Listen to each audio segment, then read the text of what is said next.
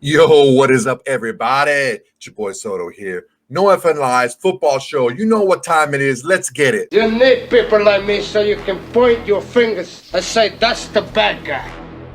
Hey, yo.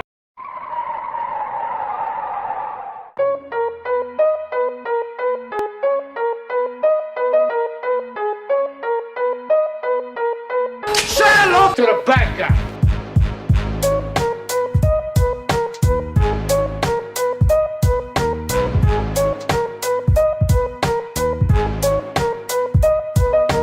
Me, I always tell the truth. Even when I lie. Las Vegas Raiders. All right, welcome back. Raider Nation, you're up first. I want to talk about this because it's going around. It's getting a little bit of play here. Maxx Crosby says, I want to be a Raider for life. I was born to be a Raider. But he also said a lot of this. The guys who inspire me are the Kobes and the Jordans, the guys that stayed at the same place and won in the same place. So no offense to the guys like Lebron and those dudes that, I won't give them some heat, but they, took the easier road travel. And that's really not the way I look at it. I feel like for me, going through it and going through the ups and downs and the hardships is going to make it even that much, sweeter when I. All right. So that's all well and good and everything to want to be a Raider, but LeBron James caught a mad stray. I don't know. He talked about LeBron a little bit on his podcast in a favorable light. I don't know what that was, but I mean, he's not wrong, right? He's not wrong. I mean, it was the easier path, right, to a title. He ended up coming back to LeBron ended up going back to Cleveland and getting a title. So it's like you didn't have to leave. Anyway, whatever. I just thought it was really funny that, I mean, LeBron wasn't even part of this whole conversation, and Maxx Crosby went out of his way to say, like, yeah, I'm going to stay put, not like this guy, which is, I think it's great. I think it's great when athletes say what's on their mind. Too often, anybody, right?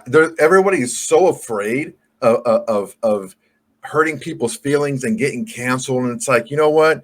If you take anything that I take to offense, fine. I don't care. I don't know you. It's not like I don't want to know you or I don't care about you, but that's how I feel. And I'm not out to hurt anybody or to diminish anybody or belittle anybody. It is what it is, man. I think Maxx Crosby's kind of comparison was valid. He doesn't want to be jumping around to different teams. He wants to do it where he started. And, there's something to be said about that. Moving on, there's some new faces in Vegas. Okay, the biggest one is Christian Wilkins, left defensive tackle, left from from the Dolphins to the Raiders. I don't know that this move is getting enough play, just because, yeah, in and of itself, Christian Wilkins moving to the Raiders is a big move. But on top of that, you put Christian Wilkins against somebody who is going to be in the running for Defensive Player of the Year. And for the foreseeable future, right? It's just going to elevate both of their games. You see a lot with a lot of these teams, like let's say, for example, like the 49ers or something like that, right? Or even like in the division, like the Chiefs or the Broncos of the past, and even the Chargers. Their defense is built from the line back, right? And they have some players, there's Derwin James out there, there's a lot of guys in the Chiefs have some guys, and and there's a guy in Denver as well, but the bulk of the attention is put on the line, is putting on the pressure on the quarterback. Because look, I don't care how good you are coverage wise, these quarterbacks are really good. You give them enough time, you're going to get open. These receivers and quarterbacks are so good. So putting these two players next to one another, who are you going to double, right? It's going to be tough, and we've seen what happens when you have two special talents on the defensive line at the same time. It's very difficult for the offense to get anything done. On top of that, there's guys like Alexander Mattison, rookies like Brock Bowers and Jackson Powers-Johnson. Those are guys who are always all going to be contributors right away. The big one on the offensive end, Gardner Minshew comes in, and there's been some talk about should Telesco and company, should they have given Gardner Minshew that much money? Well, look at it from this perspective. You have Aidan O'Connell, who came in, did okay, right? He was 5-5, 5-4 under Antonio Pierce. But I think we can all agree that Josh McDaniels is a terrible football coach. He's a terrible head coach. I mean, he's a good offensive coordinator, but a terrible head coach. He basically ignored Aidan O'Connell while he was there as a rookie. And he's just like, you work with Coach Bo Hardigree, or you work with Coach Bo, and that's about it. Well, the issue with that is it really hurts the development of the player, even when they're not playing. When you don't really give them a lot, it's like too much stick and not enough carrot, right? He seemed like a tough kid. Aidan O'Connell went back in there after AP took over, and he did okay. But the Raiders didn't know what they were going to have in Aidan O'Connell moving forward, right? So what we're looking at here is, okay, we have a dilemma.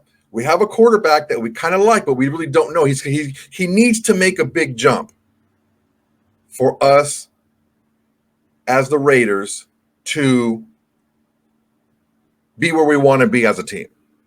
That's just, he can't play the way he played last year and the Raiders do anything this year. It's just not going to happen. So let's go ahead and let's get a quarterback that we know can start, but not break the bank for one, because in case Aidan O'Connell is ready to lead the team. So I don't see it as being wasted money. Let's say, for example, Aidan O'Connell does win the job. I don't see it being a waste of money because, first off, you got 17 games a year. We saw like 60-something backup quarterbacks play in the NFL last year, the last 2 years. Okay, we need to make sure that we have a capable person behind our starter that has won games. And whether it's Minshew starting and O'Connell backing up, or Favre starting and Minshew backing up, you're going to have a guy that's won games in the league. Not just a guy that's, played a couple games here and there. These guys have won games, okay? So with the new face quarterback battle, I mean, that's something that it's probably the biggest story, I think, in the Raiders camp right now is who's going to win the starting job. And honestly, this decision needs to come sooner than later, because you don't want to split reps for too long. Because if you do, your eventual starter is still going to be at a rep deficit, especially with a new offensive coordinator, Luke Getsy, coming in with a new system. You want your starting quarterback to get as many reps as possible. So look for this decision to be made sooner than later in the Raiders camp. Also on the offensive side, there's a little bit of a shuffle on the offensive line. Jackson Powers-Johnson is a rookie that was drafted in the second round. And, there's a little bit of shuffle as of right now. Colton Miller's still out with a shoulder injury. Jackson Powers-Johnson actually is out with a shoulder injury. So what we're seeing is we're seeing Thayer Munford, who was a 7th-round pick 3 years ago, turned out to be a great pick. He's going to start. He's moved over to left tackle. Andres Pete, who was with the Saints, a new signee, is playing right tackle right now. And the Raiders moved Parham to right guard, and Cody Whitehair is now at left guard. Once everything goes back to normal, it's going to be Colton Miller on the left side, along with Jackson Powers-Johnson, which is smart. You put your rookie with the veteran, great. It's going to be Andre James in the center. You have Parham at right guard, and then Thayer Munford at right tackle. I think it's going to be the offensive line is going to be fine. I understand they let Illuminor go last year, let a couple of the guys that were backing up last year, like Van Roten is gone and stuff like that. But the guys who are on the team right now, they played really well on the offensive line. They're going to be okay. The big news out of camp, though, is Brock Bowers seems to be the truth. No matter what quarterback is throwing him the ball, they're going to be happy that they have him. I like the combo that the Raiders are going to have with Michael Mayer and Brock Bowers, because Brock Bowers, he's not going to be asked to line up as an inline tight end. I wouldn't say the majority of the time. I think most of the time he's going to be moved around. Sometimes he may be as an offset tight end, maybe a double tight end set on one side or something like that. But I doubt he's going to be an inline tight end most of the time. It just isn't a good use of his skills. He may shift to that position to take advantage of a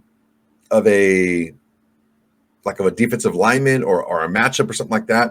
But honestly, if I see that I have a linebacker on Brock Bowers, I'm saying just get in the slot and just beat him in the slot, But But yeah, he seems to be like the real deal right now. He's all business. He's getting in there, and he's showing everyone what he can do. This kid's a monster. I think he was the biggest matchup nightmare in the entire draft.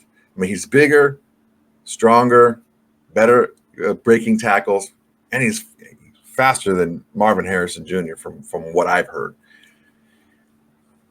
I think it's going to be a good thing for them. I think it's going to be a good thing for the Raiders to have this kind of weapon because, you have Devontae Adams, who's, getting a little bit older, but he's still very productive. He's still one of the best route runners in the NFL. On the other side, you had I thought with the Patriots that Jacoby Myers was good. I didn't know he was this good. I saw him play last year, and I was like, wow, yeah, he's a legit number 2, teetering on maybe a 1 given the system, right? Then you have the second-year guy like Tucker, and you have other guys there that Gallup. They signed Gallup, so there's some weapons there. There's some weapons there on that team. Just who's going to throw him the ball? That's the big question. All right, guys, that's the buzz going on from Raider Nation. Until next time, everybody, peace. You need people like me so you can point your fingers and say, that's the bad guy. Hey, yo.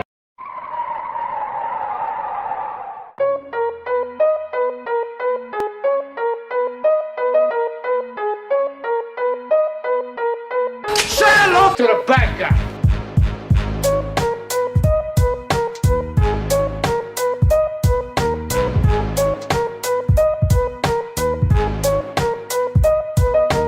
Me, I always tell the truth. Even when I lie. Like, comment, and subscribe for more.